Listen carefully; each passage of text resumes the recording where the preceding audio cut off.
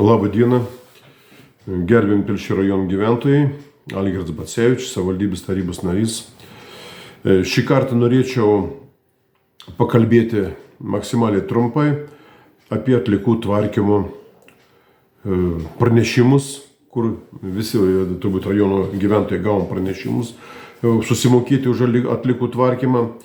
Šokiruoti žmonės yra, man skambina kiekvieną dieną, Telšių rajono gyventojai dėl šiukšlių mokesčių, dėl atliekų tvarkymo mokesčių. Ir teisingai darot, skambinkit, tik kartais aš nelabai ką galiu padėti, bet maksimaliai išaiškinsiu, ką aš žinau ir tvarkysim tą reikalą, nes čia yra gryna betvarkė. Gavom sąskaitas kosminės, virš 100 eurų, kur anksčiau ten už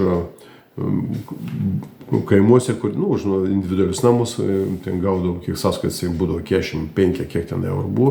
Dabar yra, jau gavau virš 100 eurų, 105 eurus. Tai yra kažkoks nesusipratimas, žmonės pasipiktinę, buvo siūloma ir piketuoti eiti prie savivaldybės siūlė, ir šiukšles vesti prie savivaldybės buvo siūlymas. Aš pasakiau, paprašiau, kad nereikėtų dabar, išspręskim taikiai, išmėginkim administracinis metodas.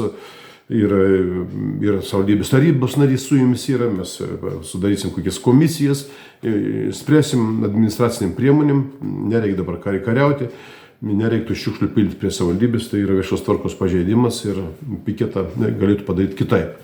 Piketą, bet nėra kam organizuoti piketą, pas mus Lietuvoje piketų niekas nedaro. Tai ir labai reti atvejai. Tai žmonės gavo pranešimus, individualus namai, gavot pranešimus 105 eurai. Aš siūlyčiau neskubėti susimokėti, reikia įsiaiškinti.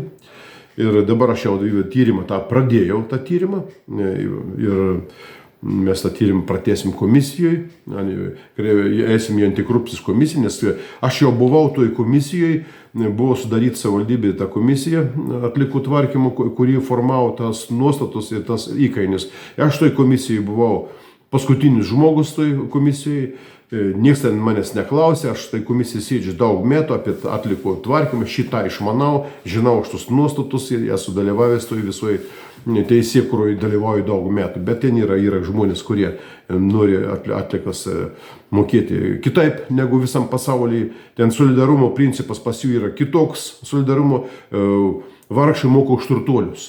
Šiaip visam pasaulyje solidarumo principas yra turtuoliai moka už vargšus. Pas mus vargšai moka už turtuolius. Tai aš nesutinku ir taip toliau. Toj komisijai pirmininkas buvo Almantas Lukavičius, dabartinis vicemeras. Žmogus toj komisijoje dirbo. Pats turbūt nežinojo, ką jis ten dirbo ir apie ką ten dirba, kur Lukavičius komisijoje yra.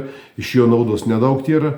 Žmogus yra absoliučiai nekompetentingas ir dėl to turim tokį rezultatą. Komisijai mano siūlymai buvo išmesti į šiukšlyną. Taryboje aš už tos nuostatas nebalsavau, aš balsavau prieš nuostatas, tai yra drakoniški, neteisingi nuostatai yra, neteisingai yra. Tie, kurie daug šiukšlina, moka mažai, tie, kurie mažai šiukšlina, moka daug. Tas yra nesąmonė. Dabar gavot pranešimus individualus namai, pagal visus nuostatus yra tvarkai tokie, trumpai. Yra dvi dedamosios atliekų tvarkymo mokesčio. Tai yra pastovioji dalis ir kintama dalis. Tai liečia visus rajonų gyventojus. Pastovioji dalis yra pastovi, kuri mokama už sistemos išlaikymą. Administracijos išlaikymą, kur yra pastovi dalis. Tie, kurie atlyginimai, tie mokesčiai, tai yra pastovioji dalis. Ji nesikeičia, nes reikia surinkti tam tikrą pinigų kiekį. O kintama dalis priklauso nuo šiukšlių kiekio. Priklauso. Ir yra tų konteinerių, pakelimų ten kintama dalis. Dėl to ta kintama ir skiriasi. Bet individualiems namams mes kalbėjom komisijai, buvom nutarę, kad visiems neišeina tai padaryti, kad kiek konteinerių išstūmė ten per metus už 2, už 3 konteinerius. Buvo nutarta, už 12 konteinerių sumokėti turi mažiausiai žmogus. 12. Jeigu per metus naudoja tik 5 konteinerius, visi mokė už 12. Toks kompromisinis buvo sprendimas. Nesuprantamas yra, kad žmonės neturi kaime tų šiukšlių. Aišku, neturi paprastą bobutį iškart turės tų šiukšlių. Ten, kaip jau kartuojaus, kad natūrinis ūkis. Užsiaugino į kompostą, katinai suvalgė, šunis ten per kaminą, kas dega ir taip toliau. ir viskas priklauso nuo pensijos. Kada gauni keli šimtus pensijos, kokios gali būti šiukšlės. Šiukšlės iš parduotuvės prasinešam. Tai vat, bet jau 12. Bet dabar žmonės, jūs pasižiūrėkit, jūs gavot sąskaitas ne už 12 konteinerių išpilimų, už 26. O mieste gavo už 39. Tai čia aš pirmą kartą girdžiu. Pas mūsų, aš kur sėdžiu, čia biure dabar aš esu. Aš gavau sąskaitą 140 eurų. Už tą biurą, Ryškėnų kaime, sėdim biure, čia yra 36 kvadratai, biure čia gyvenamis, čia niekas negyvena, čia yra administracinis patalpos. 140 eurų, nesumokėjau, sumokėsiu, aš turiu sumokėti, aišku. 140 eurų. Tu taip nustatyta buvo, aš negalėjau įtakoti. Tai jūs turėjot gauti sąskaitą 36 pastovių dalis, individualus namai, ir kintama už 12 konteinerių, per metus už 12 po vieną konteinerį į metus. Jeigu kas nori daugiau, užsisako, tada galite daugiau konteinerių, ne 12, ir 16, ir 20, tai jums tiek iškratys. Tai jūs turėjot gauti sąskaitas 36 pastoviui ir 302 kintama. 68 eurai. Mano paskaičiavimu, gerbiami telšiškiai, visi kaimo žmonės, jūs turėt gauti 68 eurų sąskaitą. Jūs gaut 105. Aš galvoju, kadangi mero sudaryta komisija, mero nėra telšiuose, ką mes šnekam, mero nėra. Meras turėtų užsiimtis reikalais, jis yra bulkučių dalintojas, rankų spaudytojas. Mes turim merą. Neužsiima. Vicemeras Lukavičius, nelabai daug naudos iš jo yra.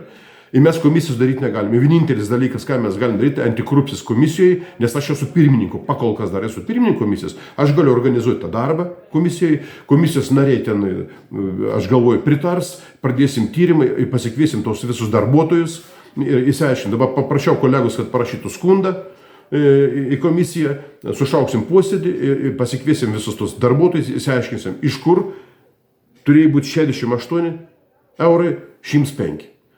Jie ima į priekį, paskui gražins kažkokie klidesiai. Aš nekėjau dabar, buvau savivaldybėje, vaikščiau, skambino ten, šiandien, dabar tos nuostos pasisinčiau, viską studijuosiu. Su šiukšlėm yra betvarkė totali. Principas, ubagai moka už turtingus. Taip negali būti. Atvirkščiai. Ir aš jums pasakysiu dar, ne visi moka už šiukšlės pakankamai. Ta prasme, turtuoliai.